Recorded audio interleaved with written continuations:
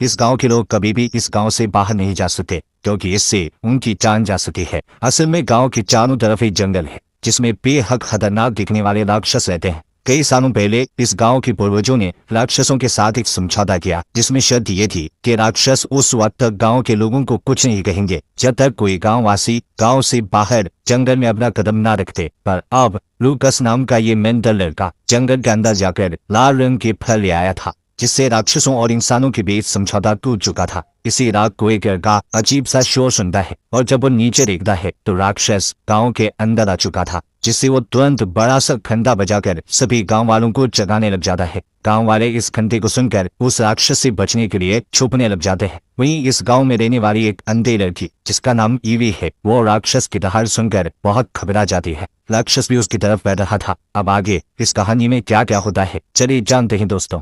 तो कहानी की शुरुआत 19वीं शताब्दी से होती है जहाँ पर हमें एक विलेज को दिखाया जाता है जिसका नाम पेंसिल्वेनिया है। हालांकि इस गांव में हर तरह की खुशहाली है लेकिन इस गांव से कभी कोई बाहर नहीं जा सकता। इस गांव के चारों तरफ बड़ी बड़ी दीवारें हैं, साथ ही यहाँ पर एक वॉच टावर भी है जहाँ पर हमेशा कोई न कोई पहरा देता रहता है। दरअसल ये गांव जंगल के बीचों बीच था, इसलिए इन गांव वालों का दूसरे किसी भी गांव से कोई भी कॉन्टेक्ट नहीं होता है और जो लोग इस गांव के अंदर रहते हैं वो कभी भी बाहर नहीं जाते हैं। यहाँ पर किसी तरह के कोई पैसे नहीं चलते, यहाँ सब एक दूसरे का सम्मान करते हैं और साथ ही यहाँ पर कोई किसी से भी शादी कर सकता है। लेकिन शादी का एक रूल होता है कि कोई भी किसी को पसंद करता है तो वह कभी उसका हाथ नहीं पकड़ता जब तक कि उसकी शादी नहीं हो जाती। खैर अब यहाँ पर जो सीनियर लोग रहते हैं उन्हें एल्डर्स कहा जाता है। उन एल्डर्स में से एक एल्डर के बेटी की किसी बीमारी की वजह से मौत हो जाती है। दरअसल इस गांव में किसी भी तरह की अच्छी मेडिकल फैसिलिटी नहीं है, इसलिए किसी भी तरह की बीमारी का इलाज करना यहाँ पर पूरी तरह नामुमकिन है। अगली सुबह दिखाया जाता है कि सब एक साथ बैठकर खाना खा रहे होते हैं और तभी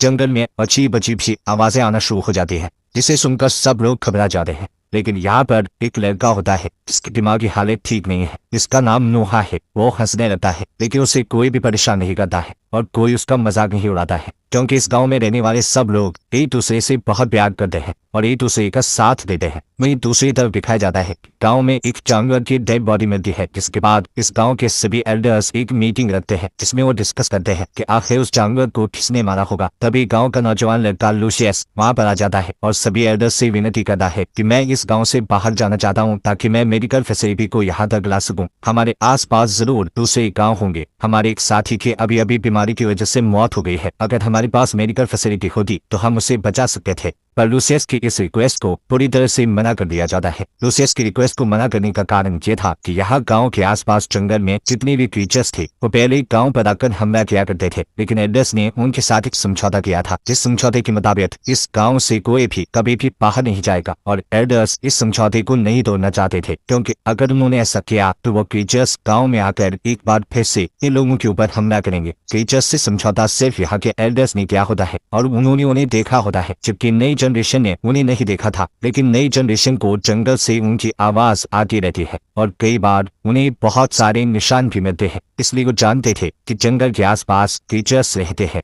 और लूसियस उन क्रीचर्स से नहीं रहता था, इसलिए वो जंगल में जाना चाहता है पर उसे इस बात की इजाजत नहीं होती है। इसी गांव में एक लड़की रहती है जिसका नाम ईवी है। ईवी देख नहीं सकती और उसके सेंसेस और उसका दिमाग बहुत तेज होता है। वह वो नोआ के साथ लूसियस के पास जाती है और लूसियस से कहती है कि मैं जानती हूँ कि तुम मेरा हाथ क्यों नहीं पकड़ते हो, क्योंकि तुम मुझसे प्यार करते हो। और ये बात सच होती है कि लूसियस ईवी से प्यार करता है। लूसियस के पास नोहा भी होता है जिसकी दिमागी हालत खराब है। यहाँ लूसियस देखता है कि नोहा के हाथ में वो लाल रंग का फ्रूट है जो जंगल में पाया जाता है। इस गांव के अंदर कभी भी लाल रंग नहीं लाया जाता था, चाहे वो लाल रंग का कपड़ा हो या लाल रंग का कोई फूल या फ्रूट।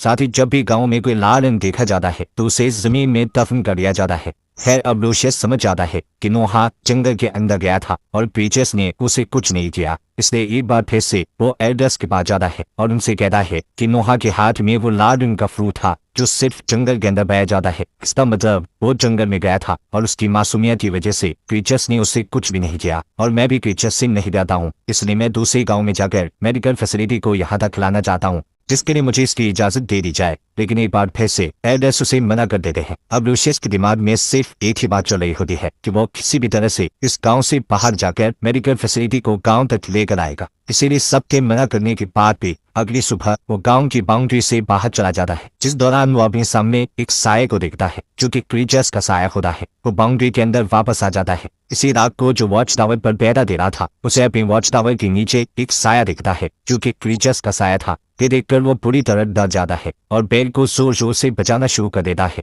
बेल की आवाज सुनकर गांव वाले भी डर जाते हैं। दरअसल गांव में जितने भी घरे हैं उन सब घरों के नीचे एक बेसमेंट है और जब भी इन्हें खतरे का एहसास होता है तब सभी उस बेसमेंट में जाकर छुप जाते हैं। लेकिन ईवी अभी बाहर होती है क्योंकि वो लूसियस का इंतजार कर रही थी। तभी लूसियस आता है और उसे भी बेसमेंट में ले जाता है, जिसके बाद पूरी रात इन्हें क्रीचर्स की आवाज आती है। और अगली सुबह जब गांव के लोग अपने बेसमेंट से निकलकर घर के बाहर आते हैं तो देखते हैं कि हरे दरवाजे के बाहर लाल रंग का एक निशान है, जिसे देखकर सभी समझ जाते हैं कि क्रीचर्स से किया हुआ समझौता अब टूट चुका है, यानी कि क्रीचर्स ने गांव वालों को एक वार्निंग दी है। इसके बाद पूरे गांव की मीटिंग होती है जहां पर सभी एल्डर्स परेशान होते हैं कि ऐसा कैसे हो सकता है। तब लूसियस कहता है कि मैं गांव की बाउंड्री से बाहर गया था और मैंने वहां पर एक क्रीचर को देखा, इसलिए कल रात को क्रीचर्स हमारे गांव के अंदर आए। यहाँ सब जानते हैं कि लूसियस के इरादे गांव के लिए अच्छे हैं, इसलिए उसे माफ कर दिया जाता है और समझाया जाता है कि आज के बाद वो कभी भी गांव की बाउंड्री से बाहर नहीं जाएगा। वहीं ईवी की बहन की शादी होती है, जिस वजह से पूरा गांव खुश होता है। शादी के बाद जब लोग अपने अपने घरों में वापस जाते हैं तो देखते हैं कि उनके घरों के बाहर किसी ने मरे हुए जानवर को लटका रखा है। जानवरों की बॉडी देखकर सब लोग एक बार फिर से डर जाते हैं। सबको डर लगता है कि क्रीचर्स आज भी गाँव में आएंगे। इसलिए लूसियस फिर से ईवी के घर जाता है, जहां वो दोनों एक साथ बैठते हैं और तय करते हैं कि जल्द ही दोनों शादी कर लेंगे। अगली सुबह पता चलता है कि नोआ, जिसकी दिमाग की हालत अच्छी नहीं है, उसे बहुत गुस्सा आता है क्योंकि बचपन से वो ईवी को पसंद करता था। इस वजह से अब उसके दिल में बदले की भावना जाग उठती है, जिसके चलते नोआ लूसियस को चाकू से जख्मी कर देता है।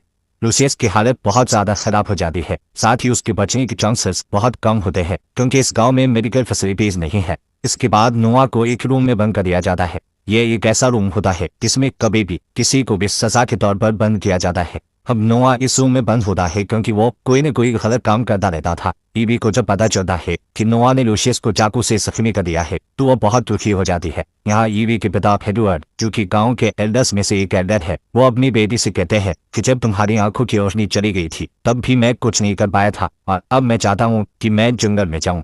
लेकिन एडवर्ड की वाइफ उसे जाने से मना कर देती है और कहती है कि हम सब ने एक वादा किया था और हम उस वादे को नहीं तोड़ सकते। और अब ईवी भी तय कर लेती है कि वो इस जंगल को पार करके दूसरे टाउन में जाकर मेडिकल फैसिलिटी को यहाँ पर ला कर रहेगी। उसके पिता एडवर्ड भी उसका साथ देते हैं और गांव के सभी एल्डर्स के खिलाफ जाकर उसे परमिशन दे देते हैं। पर इससे पहले कि वो अपने सफर पर निकल दी, तभी एडवर्ड उसे खास खुफिया कमरे के और बहुत सारे ऐसे राज बताते हैं जो कि आज से पहले कभी किसी को नहीं बताए गए थे। और अब ईवी के साथ गांव के 2 और लोगों को भेजा जाता है। वो दोनों के दोनों अपने सफर में बहुत ज्यादा डरे हुए होते हैं, लेकिन ईवी पूरी तरह से निडर होती है। उसके चेहरे पर, उसके मन में किसी तरह का कोई डर नहीं होता है। दरअसल जब उसके पिता एडवर्ड उसे खुफिया कमरे में ले गए थे तो उन्होंने उसे इस गाँव का राज बताया था। उन्होंने कहा था कि यहाँ पर कोई भी क्रीचर्स नहीं है। दरअसल गाँव में जितने भी क्रीचर्स को देखा जाता है वो एल्डर्स में से कुछ लोग होते हैं जो कि क्रीचर्स की तरह कॉस्ट्यूम पहनकर जंगलों में जाते हैं, और ऐसा हम इसलिए करते हैं ताकि कोई भी इस गांव से कभी भी बाहर न जा सके। अब ईवी को सच पता है,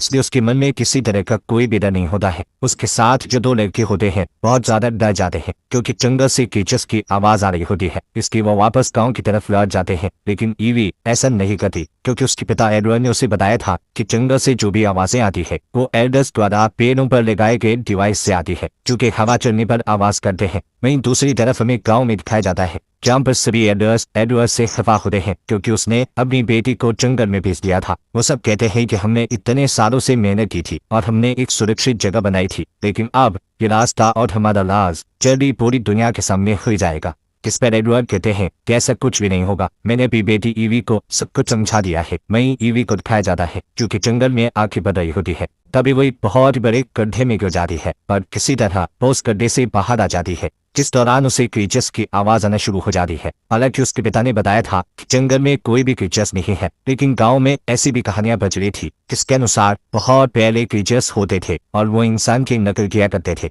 जिसके बाद ईवी एक लकड़ी तोड़ती है, तब उसे सामने से भी लकड़ी तोड़ने की आवाज आती है। इसके बाद वो एक पत्थर फेंकती है, तब सामने से भी कोई पत्थर फेंकता है। इसके बाद वो समझ जाती है कि क्रीचर्स सच में उसके सामने है, इसलिए वो डरकर भागने लगती है और तभी हमें उस क्रीचर को दिखाया जाता है जो उसका पीछा कर रहा होता है। ईवी की सेंसेस बहुत ज्यादा एक्टिव होती है, इसलिए वो उससे बचकर भाग रही होती है और जिस गड्ढे के अंदर कुछ देर पहले वो गिरने वाली थी वो उसी गड्ढे के सामने खड़ी हो जाती है। साथ ही उसे पता है कि उसके पीछे क्रीचर्स आ रहे हैं। इससे पहले कि क्रीचर उसे पकड़ता वो सामने से हट जाती है और वो क्रीचर गड्ढे के अंदर गिर जाता है। वहीं दूसरी तरफ गांव में दिखाया जाता है जहाँ पर सभी एल्डर्स उसी सीक्रेट रूम में जाते हैं जहाँ पर नोआ को कैद करके रखा गया था, लेकिन वहाँ पर नोआ नहीं होता है और वहाँ पर एक खुफिया रास्ता होता है। यहाँ पर कुछ सामान के साथ जानवरों की हार भी होती है, यानी कि गांव में जितने भी जानवरों को मारा जा रहा था वो एल्डर्स नहीं मार रहे थे बल्कि नोआ मार रहा था, जिससे एल्डर्स भी परेशान थे। यहाँ पर हमें पता चलता है कि नोआ का दिमागी संतुलन ठीक नहीं है, लेकिन वो दिमाग से बहुत ही शार्प है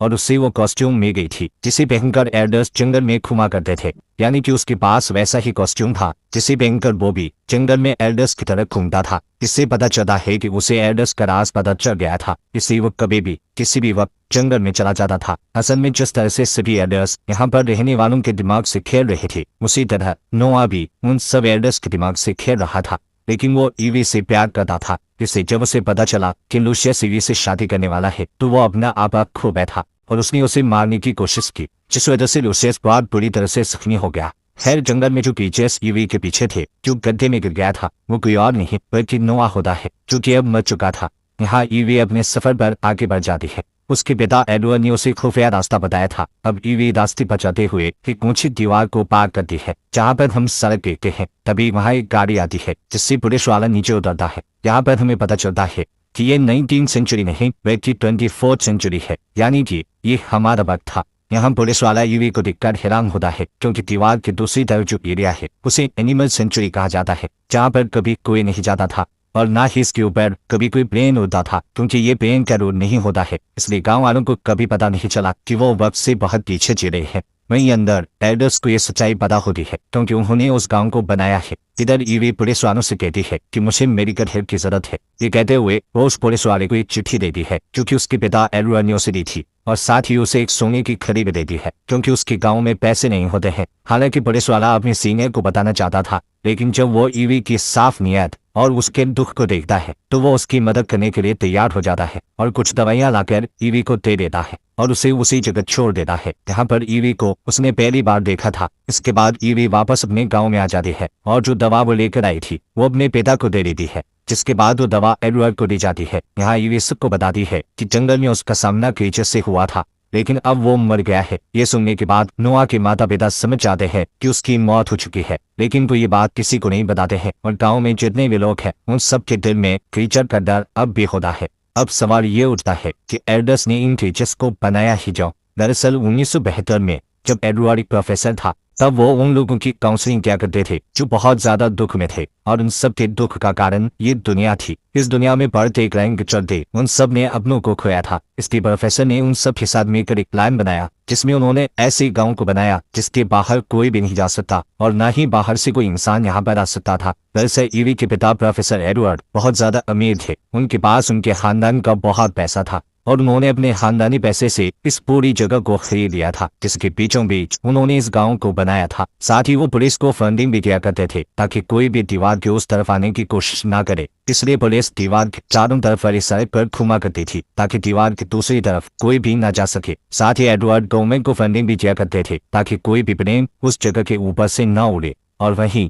ईवी ने ये गवाही दी होती है कि उसने जंगल में एक मॉन्स्टर को मारा है, जिससे एक बार फिर से सबके दिलों में डर बैठ चुका था, यानी कि इनका राज अभी भी राज ही रहेगा और गांव में जितने भी लोग हैं उन सबको एक पुराने तौर तरीकों वाली यानी कि 200 साल पुरानी जिंदगी को जीना होगा। ये सब बच्चे जब यहाँ पर आए थे तब वो बहुत छोटे थे और अब सब बड़े हो गए हैं, इसलिए इन्हें कुछ भी याद नहीं होता है। और इसी के साथ ये कहानी समाप्त होती है।